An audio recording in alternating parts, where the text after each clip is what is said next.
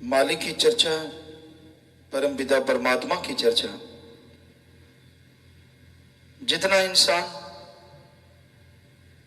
यहां पे करता है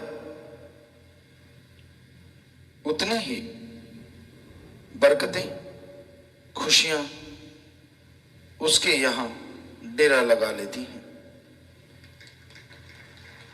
और जितनी निंदा, जितनी चुगली, जितनी बुराइयां इंसान दुनिया की, माँ बाप की, परिवार की, भगवान की अगर करता है तो सब बरकतें, सब खुशियां पंख लगा के उड़ जाया करती हैं। इसलिए किसी भी कीमत पे कभी भी किसी की भी निंदा, चुगली या बुराई ना करो। किसी की बुराई करना अपने पांव पे कुल्हाड़ा मारना है। हमने पवित्र रामायण पढ़ी, उसमें भी यही लिखा मिला। हमने पवित्र गुरबाणी पढ़ी, उसमें तो बहुत ज्यादा लिखा मिला। हमने पवित्र कुरान शरीफ, कुरान मजीद पढ़ी, उसमें लिखा हुआ मिला। और पवित्र बाइबल में भी यही सब में लिखा है कि क्यों बेवजह अपनी जुबान को, अपने दिमाग को खपाते हो। दूसरों की निंदा मैल धोने के समान है।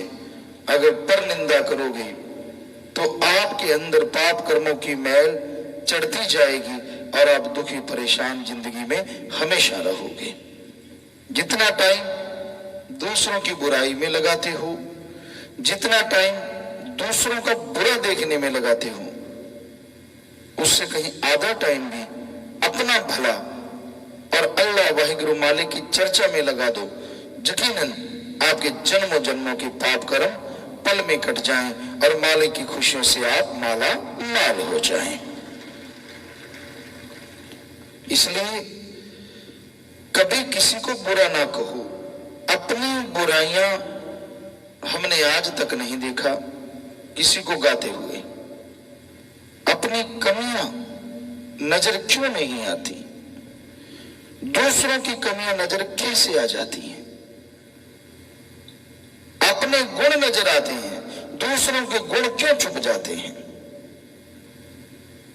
अपने अवगुण देखो ताकि आपके दिलो दिमाग से अवगुण चले जाएं। दूसरों के गुण देखो ताकि वो गुण आपके अंदर चले आए। हर इंसान में अवगुण भी है और गुण भी है। आप ध्यान दीजिए, अगर गुणों की तलाश में निकलोगे तो हर किसी में कोई ना कोई गुण जरूर मिल जाएगा। लेकिन आप तो दूसरों के अवगुणों का चक्कर पड़ा हुआ है। दूसरे में क्या कमी है, क्या क्या अवगुण है, कौन क्या बुराइयां करता है, आपका सारा ध्यान, सारा समय इसी चर्चा में चला जाता है। क्यों क्यों करते हैं आप ऐसा? क्यों नहीं दूसरों के गुणों की तरफ ध्यान देते? तो अपने अवगुणों को निकालो और दूसरों के गुणों को ग्रहण करो, तो आपके अंदर के गुण और प्रबल हो जाएंगे, आप गुणवान हो जाएंगे। समाज में, घर में, परिवार में बहुत इज्जत हासिल करेंगे और खुशियों से माला माल हो जाएंगे। संत पीर फकीर कभी किसी का बुरा नहीं करते। राम किसी को ना मारता, कभी किसी को नहीं कुछ कहता। राम, अल्लाह, वाहिगुरु, गॉड, खुदा। लोग उसको दोष जरूर देते हैं। मुझे बीमारी आई, मैंने तेरा क्या किया? मेरे को ये परेशानी आई, मैंने तेरा बुरा क्या किया? मेरे को ये तकलीफ आई, मैंने तेरा बुरा क्या किया?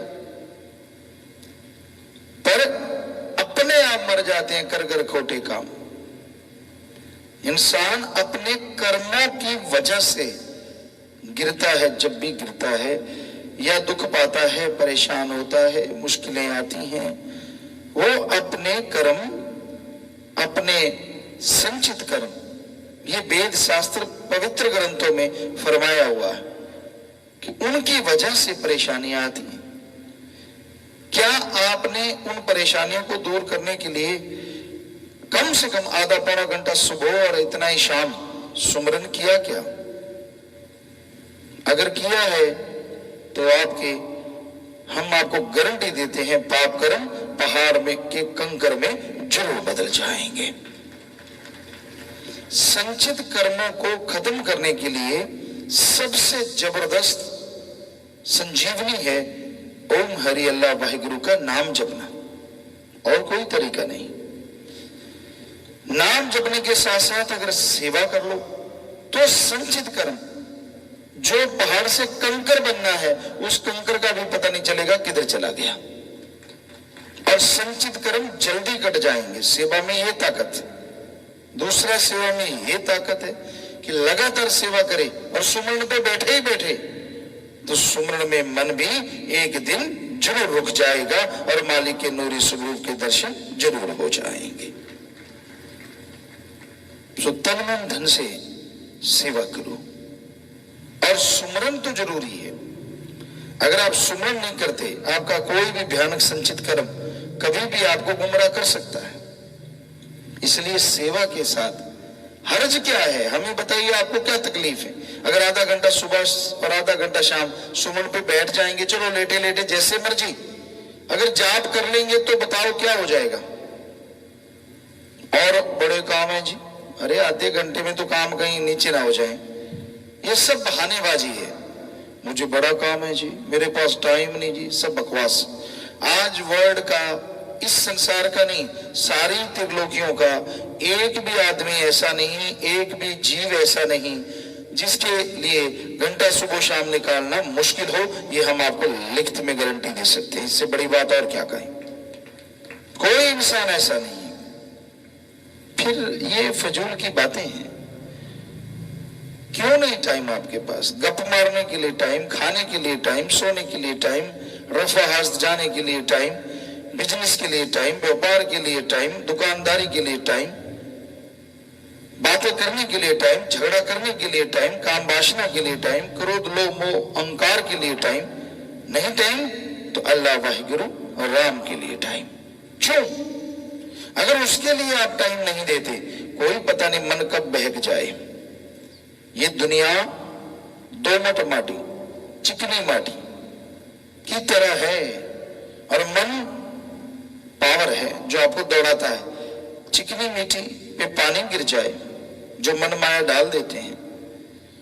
आप जानते हैं, जिम्मेदार तो खास करके जानते हैं, दोमट माटी, चिकनी माटी, उस पे अगर पानी गिर जाए और आदमी स्पीड से चले, हो ही नहीं सकता कि वो फिसले ना। बहुत ज्यादा फिट हो तो बात अलग है, वरना चारों खाने चित्त होगा ही होगा। क्योंकि जब भी ब्रेक लगाने पड़ेंगे बैलेंस बिगड़ेगा, और चिकनी माटी ने ग्रिप नहीं होने देना, आप फिसल जाएंगे। तो उस तरह मन रफ्तार बढ़ा रहा है, और ये संसार दोमट माटी, चिकनी माटी की तरह है। पता नहीं कब आपको चलते चलते औंधे मुंह गिरा दे, चारों खाने चित्त। इसमें ब्रेक हो सकते हैं। स्टड फुटबॉल में जो बच्चे खेलते हैं या क्रिकेट में खेलते हैं, उनके नीचे सुइयां सी लगी होती, चाहे दोमट माटी आ जाए, जो सी मर्जी माटी आ जाए, वो भागेंगे और उसमें अगर ब्रेक लगाएंगे तो लग जाएंगे, वो नाम मात्र फिसलते हैं। तो आप राम नाम के स्टड लगा लो। कैसी भी मन की दोमट माटी है, चिकनी माटी है, हम आपको गारंटी देते हैं आप नहीं फिसलेंगे और मालिक की खुशियों से माला माल हो जाएंगे। हमने तो बताना है, मर्जी आपकी है, क्योंकि आप मर्जी के मालिक हैं, किसी का कोई गुलाम नहीं है। उस राम का कोई गुलाम बन जाए, वो दोनों जहान के शायद हर देवता भगवान से भी खुशी ज्यादा हासिल कर ले, पर उसका गुलाम होना बड़ा मुश्किल है। इंसान अपने विचारों का धनी है, अपने विचारों का गुलाम है, अपने एक तंग दायरा, एक सीमित दायरा बनाया हुआ है, उसका गुलाम है। भगवान का बनना बड़ा मुश्किल है, और जो बन जाते हैं, जो बने, उनके नाम अमर हो गए और हमेशा होते रहेंगे। अमर तब को पाने के लिए नहीं, जीते जी तमाम खुशियां मिले और मरणोपरांत मोक्ष मिले। जीते जी गम दुख दर्द चिंता परेशानियों से मुक्ति मोक्ष, और मरणोपरांत आवागमन से मुक्ति मोक्ष, ये मोक्ष मिल जाए। इसलिए भगवान का नाम जपो, अमृत अब तो अपने आप ही मिल जाएगा। तो भाई मर्जी आपकी, बताना हमारा फर्ज, हमारी ड्यूटी है। टीचर मास्टर लेक्चरर ये आप यहाँ स्कूल में जाएंगे, उसकी ड्यूटी है पढ़ाना ही पढ़ाना है। रात को एक चौकीदार डंडा देके उसको आप घुमाते रहते हैं तो उसको पैसा देते हैं, उसकी ड्यूटी है रात को अपनी ड्यूटी बजाना। कहीं कोई गलत आदमी देखा, कोई वहां कॉलोनी से बाहर का आदमी देखा तो वो डंडा ज्यादा बजाएगा, होशियार होशियार सावधान।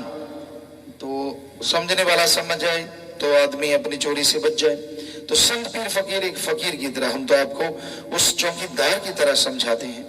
वो रात को ही समझाता, हम तो दिन रात लगे रहते हैं। जब भी कोई हमसे बात करे, जब भी कोई हमसे पूछे, हमारा तो एम, हमारा तो बिजनेस ही ये है कि आपको समझाएं।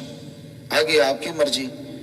हमने बता दिया कि आपके लिए खड्डे हैं, मखमल भी बिछा हुआ है, मर्जी आपकी। आप गड्ढों वाले रास्ते पे चलो, चाहे मखमल वाले रास्ते पे। मखमल पे फिसलोगे नहीं, बल्कि अगर फिसलोगे तो मालिक की गोद में जा विराजोगे, और गड्ढों वाले पे गिरोगे तो कांटों से लहूलुहान होगे, जिंदगी भर सारी उम्र तड़फते रहोगे। अब आपकी मर्जी, जो मर्जी रास्ते पे चलो। राम राम का रास्ता मखमल का है और मन माया का रास्ता गड्ढों का रास्ता है। जो इंसान अपने दिलो दिमाग में अपने परम पिता परमात्मा को बसाना चाहता हो, जो इंसान परमानंद की प्राप्ति का चाहवान हो, जो इंसान मालिक के नूरी सुबरूप की चाह रखता हो, जो इंसान इंसानियत की बुलंदियों पे जाना चाहता हो, उसके लिए जरूरी है सत्संग सुने, पीर फकीर जो अल्लाह वाहिगुरु के वचन कहते हैं उनको माने और अपनी निजी जिंदगी में उनको अपनाए, तो ये सब चाहते पूरी होने में देर नहीं लगती। इंसान को अपना स्वभाव बदलना पड़ता है। आप शुरुआत कीजिए अपने घर परिवार से। आप अपने माता पिता से कैसा व्यवहार करते हैं? कहीं उनको काटने को तो नहीं तोड़ते? मां का क्या गुनाह है जिसने 9 महीने आपका बोझ उठाया अपने गर्भ में, उसी को आप गाली गलौज करते हैं, मार पिटाई तक पहुंच जाते हैं। अगर उनकी बात अच्छी नहीं लगती, उनकी बेइज्जती मत करो। और अगर उनका राह सही नहीं है तो जरूरी नहीं है कि उनके राह के अनुसार ही चलना है, पर यह जरूरी है कि उनका निरादर नहीं करना है। ऐसे ही बाप का साया है, उंगली पकड़ के चलना सिखाया, आपका अपना नाम दिया, तो बेइज्जती नहीं करनी चाहिए। ठीक है, उनका रास्ता गलत है तो किनारा कर लो, राड़ से बाढ़ अच्छी, पर झगड़ा ना करो, गलत ना बोलो, क्योंकि आप भी उनका खून है। अगर आप अपने माँ बाप को गलत बोलते हैं तो आप कहां से बड़े इंसान हो सकते हैं, क्योंकि आपकी रगों में भी तो उन्हीं का खून दौड़ रहा है। कभी विचार किया करो। जो बुजुर्ग हैं, यानी जिनके आगे बच्चे जवान हैं, अधेड़ हैं, बुजुर्ग हैं, उनको चाहिए वो अपने बच्चों को बुरा ना कहें, उनकी निंदा ना करें, उन्हें गलत ना बोलें, क्योंकि वो आपका ही खून है। अगर वो गलत है, पैदा तो आपने किए, आप कहां से बड़े मानस? आज बड़े मानस बन रहे होंगे, लेकिन जब वो छोटे थे गाली गलौज मार पिटाई की शिक्षा आपने ही दी होगी, इसलिए वो ऐसा कर रहे हैं। तो दोनों पीढ़ियों को यह समझना है, सत्कार करना सीखना है, इज्जत से बोलना सीखना है। तो घर परिवार से मीठा बोलना शुरू करो, इज्जत सत्कार एक दूसरे का करना सीखो, फिर यही चीज दुनिया में लागू करो। दुनिया में कोई बड़ा मिलता है तो अपने बुजुर्गों की तरह, बाप दादा जो भी उनकी एज लगती है आपको, हम उम्र लगते हैं तो बहन भाई की तरह, और आपसे बहुत छोटे बच्चे हैं तो अपने बेटा बेटी पोता नाती की तरह मानो, उनका सत्कार प्यार मोहब्बत करो। यूं आप अगर करना शुरू कर देते हैं, अपने व्यवहार में चेंज ले आते हैं। और फिर इसके साथ जरूरी है सत्संग सुनो, वो भी आप सुनते हैं। आगे जरूरी है, सत्संग में कहा जाता है नाम जपो, नाम जपा करो। आप नाम भी जपते हैं, तो और भी बात एक जरूरी है कि आप अपने कर्तव्य का पत्नी के लिए, पति के लिए, बेटे के लिए, बेटी के लिए, माँ बाप के लिए, बच्चों के लिए जो भी कर्तव्य बनता है उसका निर्वाह सही तरीके से करो। लेकिन महीने में 5 दिन, 7 दिन, हफ्ते में 1 दिन, 2 दिन, जो भी आप निकाल सकते हैं, पर हित के लिए समय जरूर निकालो। परमार्थ करो, तन से, मन से, धन से। ढोंग मत करो, ढगोसले मत करो। एडा पोड़ा खसम नहीं जड़ा मकर चलित्र ना जाने, यदि घर विच ओहियो बस सकदी जड़ी सब चतुराइयां भुल जावे।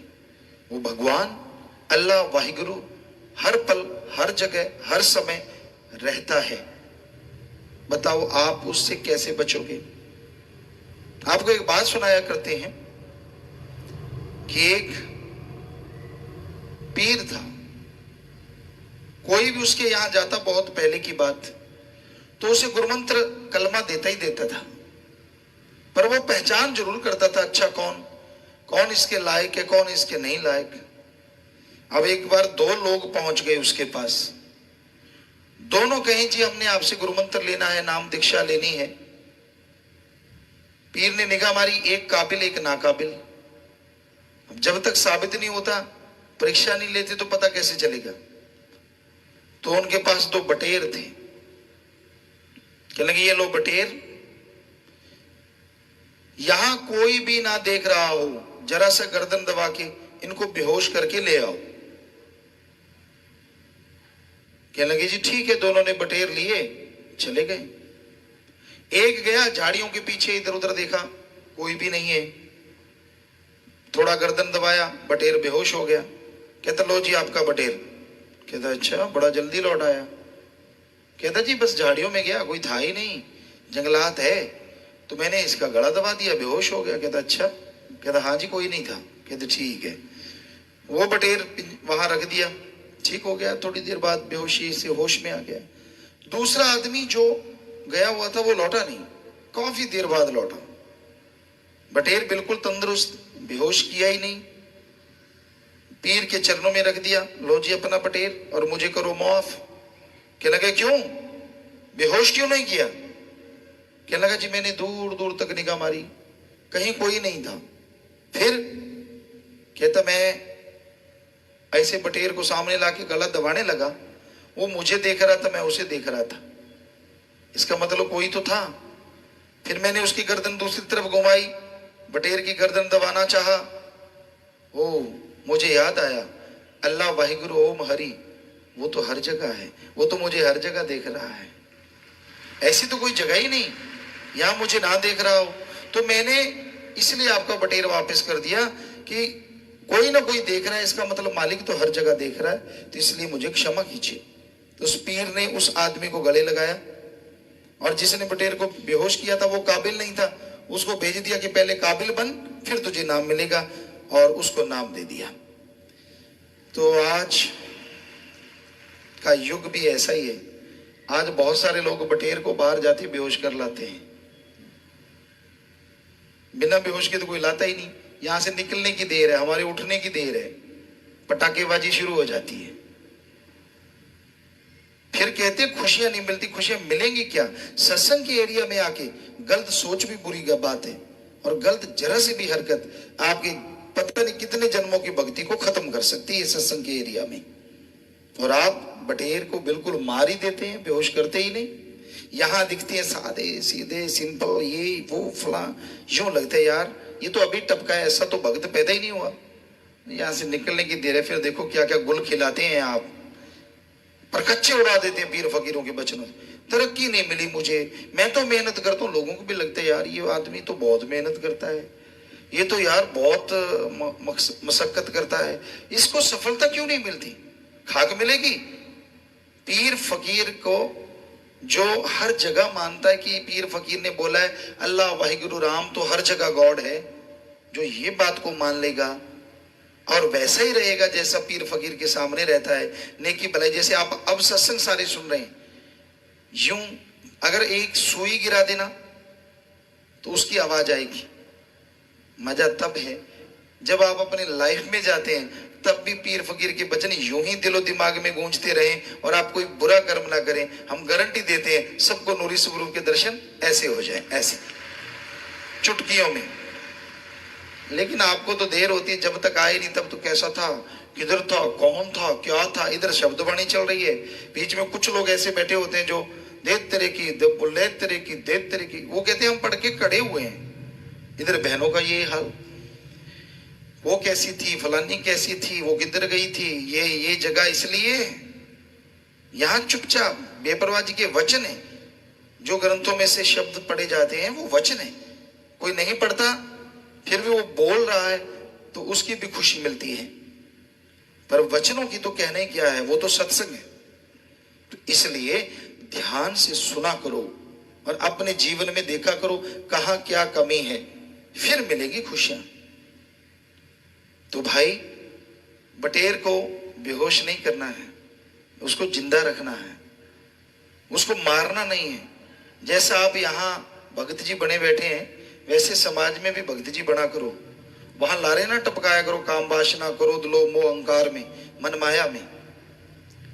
वचन मानोगे तो यकीनन फायदा होगा, यकीनन आपके अंतःकरण की मैल धुल जाएगी और मालिक की कृपा दृष्टि के काबिल आप बनते चले जाएंगे। तो बहुत सी बातें हैं जो जरूरी हैं कि आप अपने अंदर चेंजेस लाएं, सत्कार करना सीखें, दोगलापन ना अपनाएं, सेवा और सुमरण करें तो मालिक के नूरानी स्वरूप के दर्शन होते हैं। जरा जरा सी बात पे भड़को ना, भड़का राम ना बनो। कई ज्वाला जी होते हैं, कई पांबड़दास होते हैं, अलग अलग लोगों की कैटेगरी है। आप किसी को छेड़ लो, एक बार की बात है, कोई बिच्छू बेचने वाला आया, कहने लगा यार इस बड़े का क्या रेट है, कहता 5 रुपए, कहता इस बच्चे का, कहता इसका भी 5, कहता तू मूर्ख है, कहता क्यों, कहता छोटे का भी 5, बड़े का भी 5, कहता हाथ लगा के देख ले डंक एक जैसा मारते हैं। तो यहाँ कोई कोई है जो ठंड का राम होंगे, बल्कि भड़का भड़की फिरते हैं सारे। तो अपने आप को कोशिश करो, अपनी आग को सुमरण के द्वारा मिटाओ, भक्ति के द्वारा खत्म करो।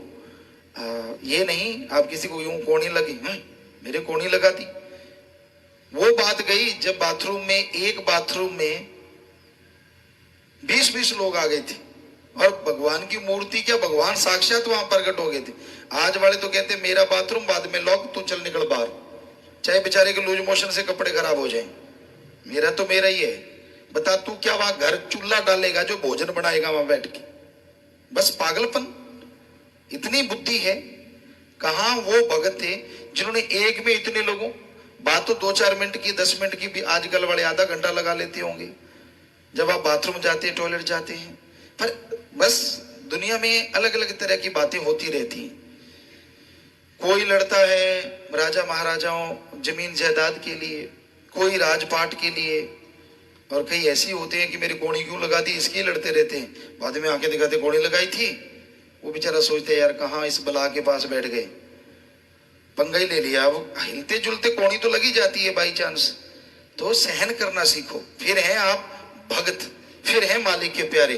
अगर सहन शक्ति जवाब दे गई इसका मतलब आपके अंदर सहन शक्ति तो है ही नहीं, भक्ति तो आप करते ही नहीं, जबकि आत्मबल गिर चुका है आपका। सुमन करो, सेवा करो, ताकि फिर से आत्मबल आए और सहन शक्ति बढ़े और मालिक की तमाम खुशियां आपकी झोली में आ सके। सतगुरु अल्लाह वाहिगुरु को पाने के लिए अति जरूरी जो चीज है वो है अपनी खुदी को, अपने अहंकार को त्यागना। जब तक इंसान अपने अंदर के अहंकार को नहीं त्यागता तब तक मालिक से मिलाप नहीं हो सकता। खुदी चली जाती है तो खुदा आ जाता है, अंदर से अहंकार चला जाता है तो राम मिलते हैं।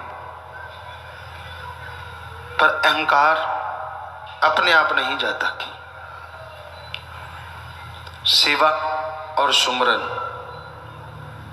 दो ऐसी खुराक हैं जो जो इंसान इन्हें खाता जाता है त्यों त्यों अंदर से अहंकार चला जाता है।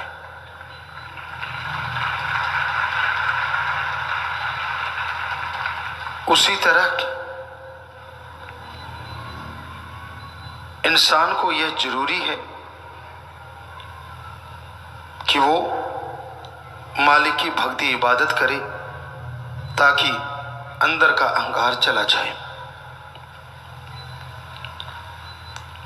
जिस तरह पानी में नमक होता है आप निकाल नहीं सकते, पर जरूरी है शरीर के लिए भी, आप लेते भी हैं।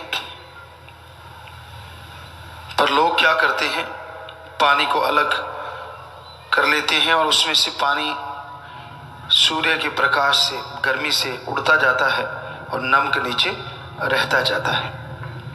ये एक पुराना तरीका है नमक लेने का। उसी तरह जैसे राम नाम आप जपेंगे तो अमृत में हरि रस, अमृत में भगवान के वो शब्द, वो बांग, तुर्की वाणी आपके अंदर तो है पर आपको सुन नहीं रही। जैसे जैसे सेवा सुमन करते जाओगे, काम वासना, क्रोध, लोभ, मोह, अहंकार, मन माया रूपी पानी उड़ता जाएगा और अमृत आबो हयात जब रह जाएगा तो मालिक से मिलाप बहुत जल्दी हो जाएगा।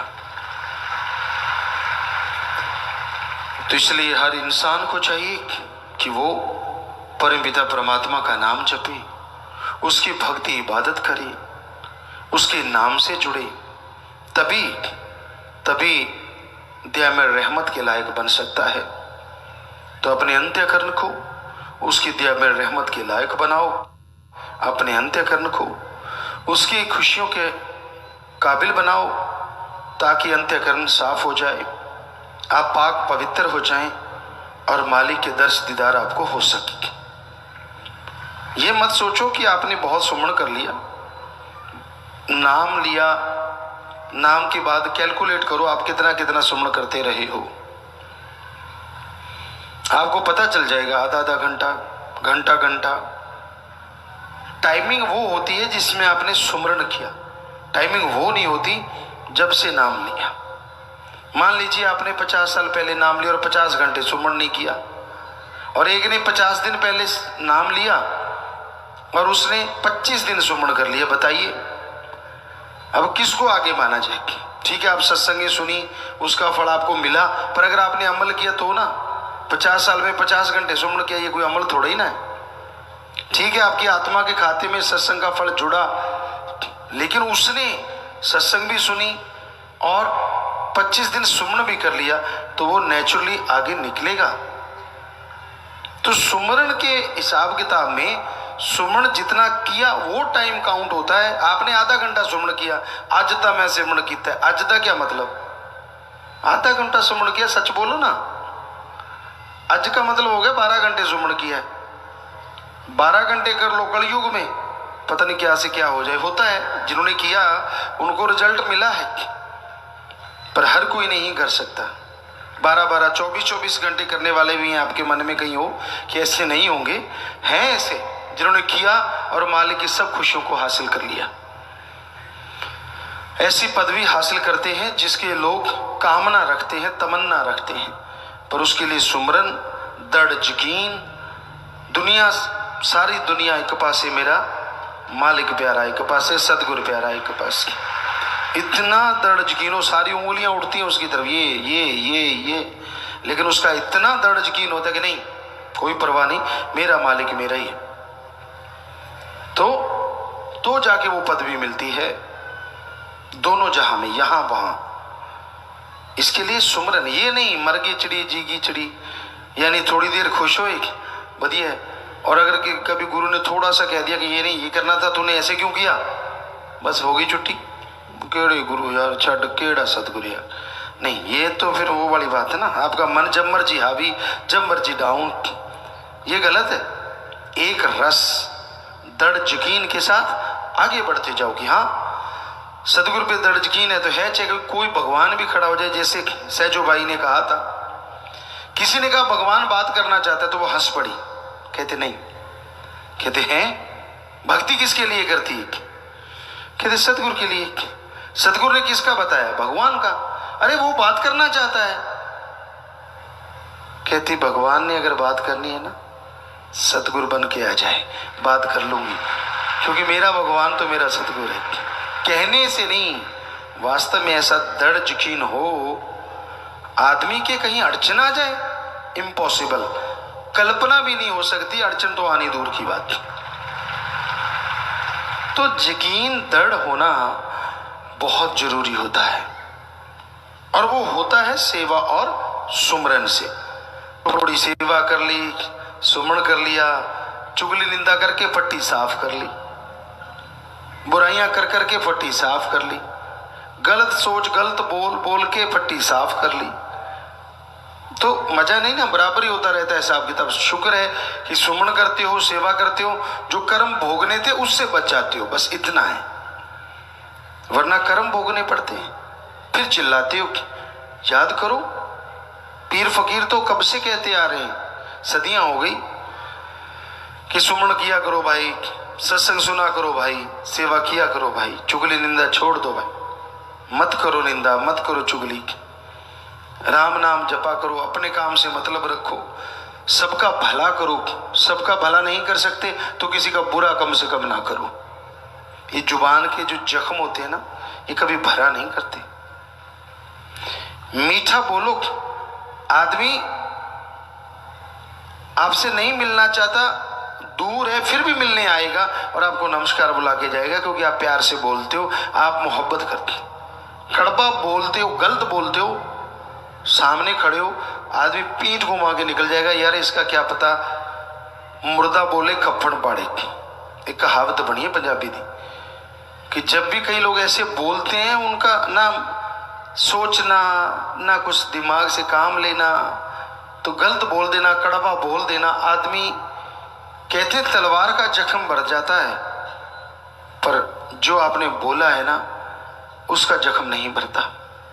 इसलिए गलत ना बोला करो। गाली गलोच, लड़ाई झगड़ा जब आप करते हो तो तब आप पे नहीं होते, आपके अंदर शैतान जो बैठा है ना वो बाहर निकल आता है। यकीन नहीं आता, शीशे के सामने लड़के देख लो, नाक फूल जाता है, ये तो ऊपर चढ़ जाती हैं, आंखें लाल हो जाती हैं, आपका नक्शा ही बदला होता है। तब कभी शीशे के सामने लड़के देखो ना, आपको पता चल जाएगा कि शैतान कैसे आता है और आपका रूप क्या होता है। तब आपको होता है सामने वाले को फाड़ के खा जाऊंगा।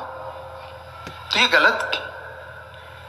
बोलने से पहले तोल लो। तोलने का मतलब आप जो बोलने जा रहे हो कहीं गलत तो नहीं कुछ बोल रहे, एकदम से मत निकालो। पीर फकीर होते हैं क्योंकि उन्हें दृढ़ यकीन होता अपने सतगुरु अल्लाह राम पे कि उन्हें कुछ गलत कहने नहीं देते, इसलिए जो मुंह में आता है वो बोलते चले जाते हैं और मालिक उनका पूरा करते चले जाते हैं।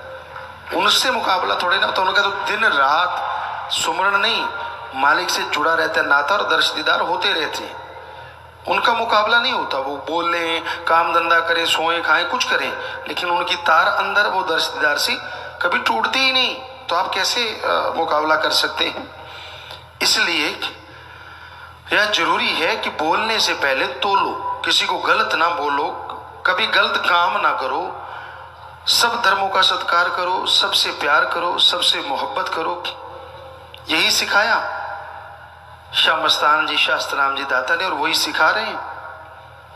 तो अमल जरूरी है। आप वचन मानो, उस पे चलो तो मालिक की खुशियों के हकदार बन सकते हो, दयामय रहमत के काबिल बना जा सकता है।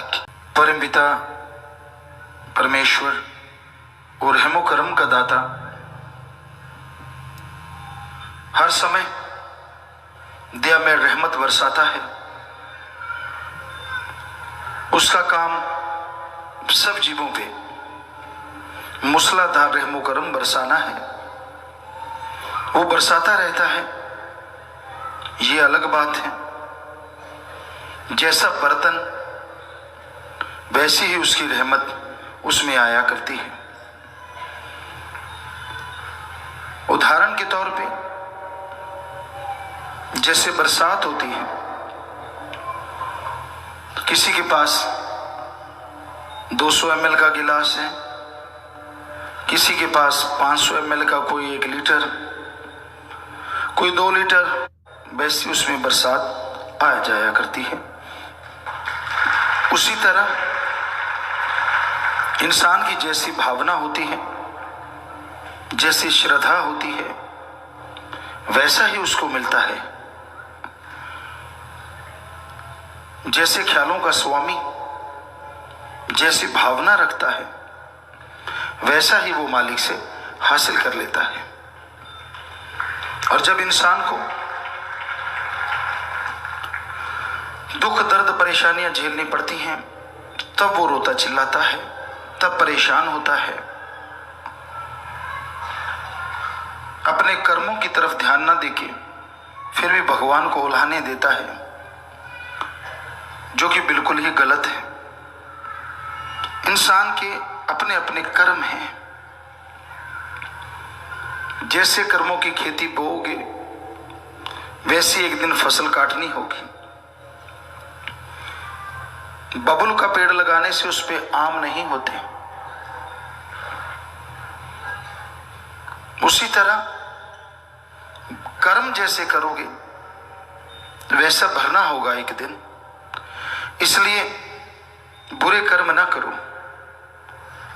बाकी जैसी आपकी भावना है, जैसे विचार है, वो फल आपको मिलना है। मालिक कभी किसी से कुछ छुपा के नहीं रखते। बाकी इंसान की सोच पे निर्भर है। जैसी सोच कोई रखता है, वैसा ही फल उसे मिला करता है। इसलिए अपने नजरिए को बदलो, अपनी सोच को बदलो, अच्छी नेक सोच रखो, भले विचार पैदा करो, ताकि परम पिता परमात्मा की रहमत के लायक बनो, उसकी कृपा दृष्टि के काबिल बन सको।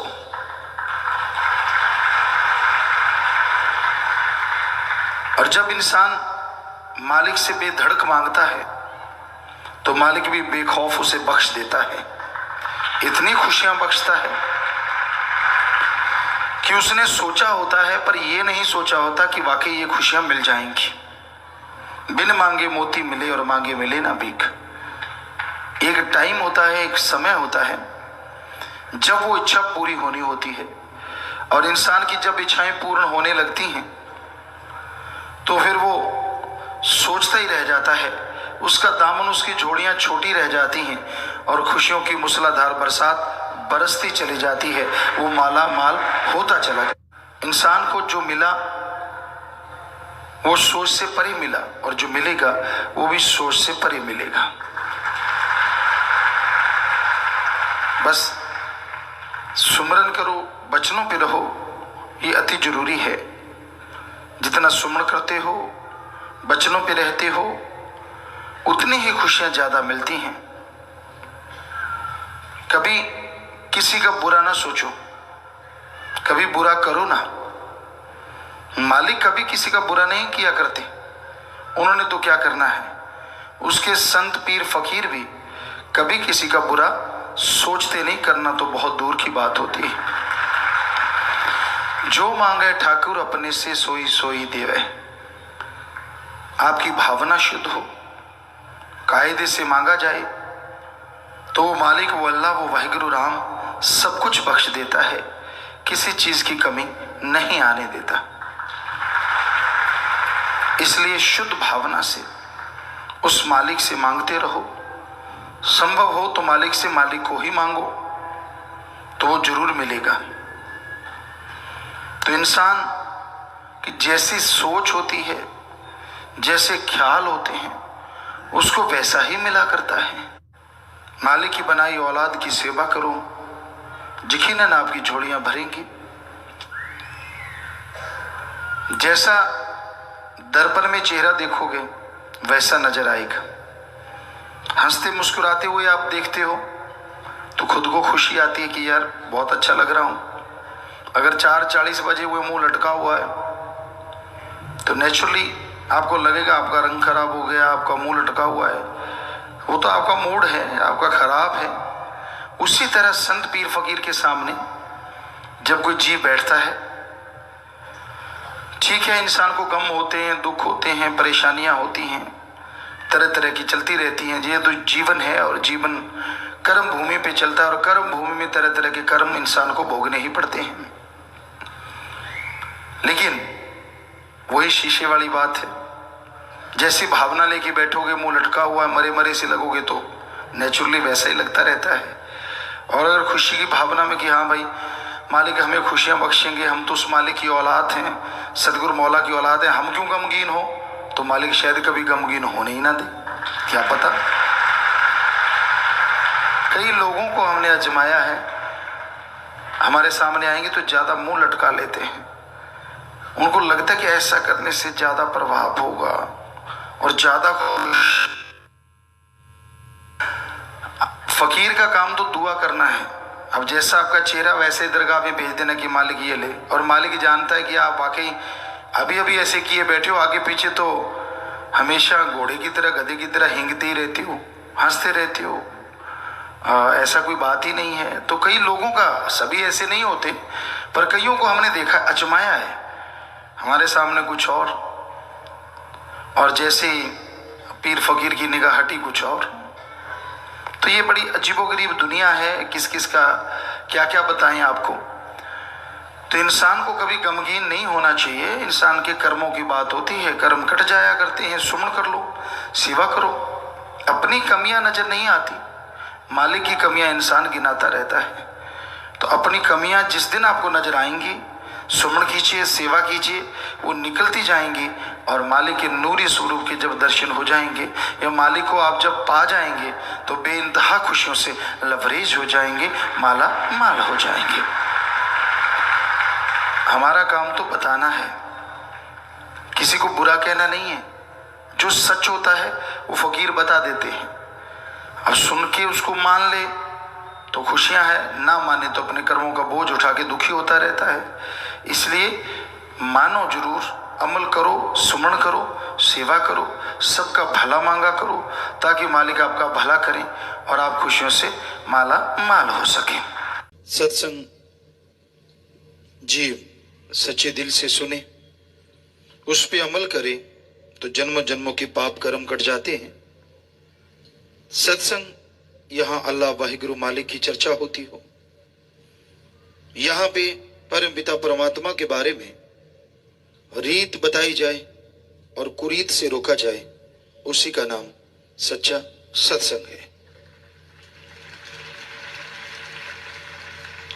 सत्संग में मालिक की चर्चा सुनाने के बाद यह नहीं होता कि किसी से कोई पैसा लिया जाता है, कोई चढ़ावा लिया जाता है, क्योंकि सत्य भगवान अल्लाह वाहिगुरु गॉड और संग, सोहबत, साथ, यानी उस परम पिता परमात्मा का, उस मालिक का संग, उसकी चर्चा।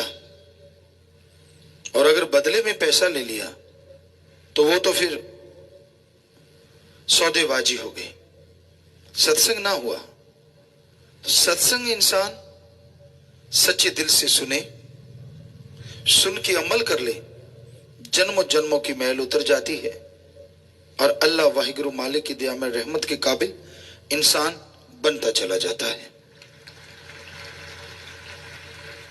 तो अगर आप सत्संग में समय निकालते हैं तो ध्यान से सुना करें, और सुनते हैं तो अमल किया करें, क्योंकि जब तक इंसान सुन के अमल नहीं करता वो उन तमाम खुशियों का हकदार नहीं बन सकता जो सत्संग के कारणों से मिल सकती है।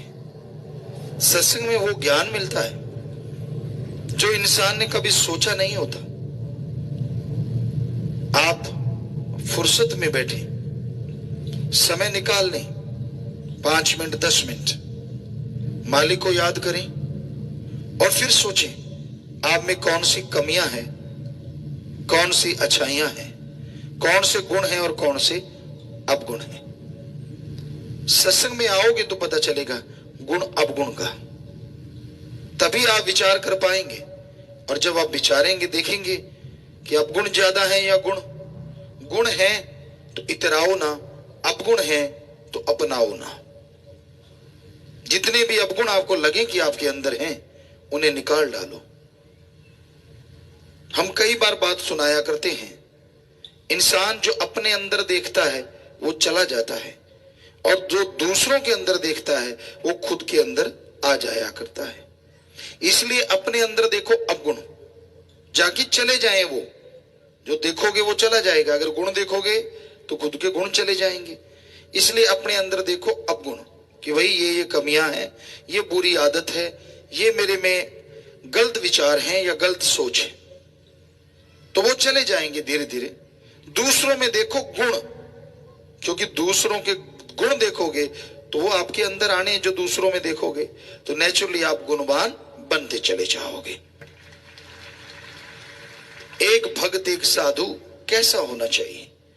भक्त साधु ऐसा चाहिए जैसे सूप सुबह है, सार सार को चुन ले, थूथा दे उड़ा है।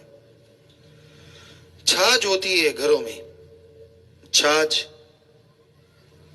पे गेहूं के दाने डाले जाते हैं और उसको हिलाते हैं, भाई लोग भी बहनें भी यूं यूं करके, और उसमें जो थोथे दाने होते हैं, जैसे ऊपर उछाला थोथे दाने उड़ जाते हैं, और जो मोटे मोटे दाने होते हैं गेहूं के, वो छाछ अपनी तरफ खींच लेता है, ऐसे उसको अंदर से सरकड़े से बंधा होता है। तो एक भक्त को, एक मालिक के प्यारे को ऐसा होना चाहिए कि जैसे छाछ है, अपने अवगुण उड़ा दे और गुणों को ग्रहण करता जाए, तो मालिक की कृपा दृष्टि से माला माल होता रहेगा। पर यहां तो उल्टा है, लोग अपने अवगुण नहीं देखते, दूसरों के अवगुणों की तरफ निगाह मारते हैं। अपने अवगुण नहीं देखते, दूसरों के अवगुण गाते रहते हैं। अरे भाई, खुद में जो कमियां हैं उनको निकालने से ही दिलो दिमाग का शीशा साफ होगा, और जब दिलो दिमाग का शीशा साफ होगा तभी ओम हरि अल्लाह राम का अक्ष सही तरीके से उभर के आएगा, उसकी तस्वीर बनेगी, और जैसे उसकी तस्वीर बनेगी आपका आत्मबल चरम सीमा पे पहुंचेगा, और आत्मबल चरम सीमा पे पहुंचेगा तो दुनिया के हर अच्छे नए काम में सफलता की सीढ़ियां आप चढ़ते चले जाएंगे। तो अपने आप को सुधारने के लिए राम नाम से बढ़ के कोई दवा नहीं। प्रभु के नाम का सुमरन कीजिए, भक्ति इबादत कीजिए। जैसे जैसे प्रभु के नाम का सुमरन करते जाएंगे आपके अंदर बिल पावर, आत्म बल आता जाएगा, और आत्म बल के सहारे आप दुनिया के हर अच्छे नए क्षेत्रों में सफलता हासिल करते जाएंगे। तो सत्संग में ये सिखाया जाता है, सत्संग में ये बताया जाता है, और बदले में किसी भी तरह का कोई पैसा, पाई, चढ़ावा नहीं लिया जाता। इसलिए भाई, सत्संग सुन के अमल करना सीखो। जो सत्संग सुन के अमल नहीं करते, खज्जल खुआर सारी जिंदगी होते हैं और दुखी होते हैं, परेशान होते हैं। इसलिए सत्संग में आना जरूरी, सुनना जरूरी, और सुन के अमल करना जरूरी। जब तक जीव सुन के अमल नहीं करता, मालिक की खुशियों का हकदार नहीं बन पाता। तो आप चल के आए। वैसे धर्मों में लिखा, जिन पर कृपा राम की वो चल सत्संग में आए, पर खुद मुख्तियारी भी दी है भगवान ने, उसकी वजह से भी कोई आता है। अपनी सोच, अपनी समझ के द्वारा सत्संग में आने से कोई आपका तगमा उतरेगा नहीं, कोई धर्म नहीं बदलता। आप ध्यान से सुन लीजिए, अच्छा लगे अपना लो, अच्छा नहीं लगता मर्जी आपकी, पर सत्संग में बुरा कुछ होता नहीं। सत्संग में संत पीर फकीर सच ही बताते हैं, सच से जोड़ते हैं, और जो सच से जुड़ जाया करते हैं उन्हें वो परमानंद मिलता है, वो लज्जत मिलती है कि वो बाद में पछताते हैं कि बाकी की पहले की जिंदगी मैंने यूं ही बर्बाद क्यों कर डाली, क्यों नहीं पहले सत्संग सुना, क्यों नहीं पहले राम का नाम जपा, क्यों नहीं पहले परमानंद की प्राप्ति की। तो इसलिए भाई, संतों का तो काम हाथ जोड़ जोड़ के प्रार्थना करना होता है। सत्संग सुन लो, सुन के अमल कर लो, बेड़ा पार हो जाएगा। बाकी आप मर्जी के मालिक हैं, कोई किसी का गुलाम नहीं होता। इस धरती पे वो अति भाग्यशाली से भी भाग्यशाली वो इंसान होता है जो अल्लाह वाहिगुरु राम का गुलाम होके भी त्रिलोकी के राजा से बड़ा हो जाता है।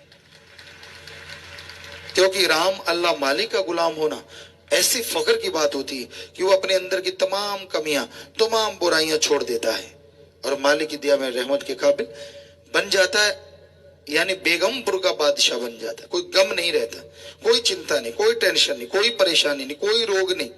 जरा सोचिए, क्या ऐसी जिंदगी से बेहतर कोई जिंदगी हो सकती? कोई रोग ना हो, कोई गम ना हो, कोई दुख ना हो, परमानंद ही परमानंद, लज्जत ही लज्जत, जीवा का स्वाद, इंद्रियों के भोग विलास का स्वाद, ये क्षणिक है और परमानंद परमानेंटली है। अब देखिए, अगर परमानेंटली किसी को ऐसा आनंद आए जो इंद्रियों के भोग विलास और जीवा के स्वाद से अरबों गुना बढ़ के हो, बताइए उस जैसी जिंदगी और किसी की कैसे हो सकती है? तो ये राम नाम से संभव है, अल्लाह मालिक की भक्ति इबादत से संभव है। ये आप पे निर्भर करता है, आप ईश्वर की भक्ति करते हैं कि नहीं करते। करेंगे तो परमानंद की प्राप्ति एक ना एक दिन आपको जरूर हो जाएगी।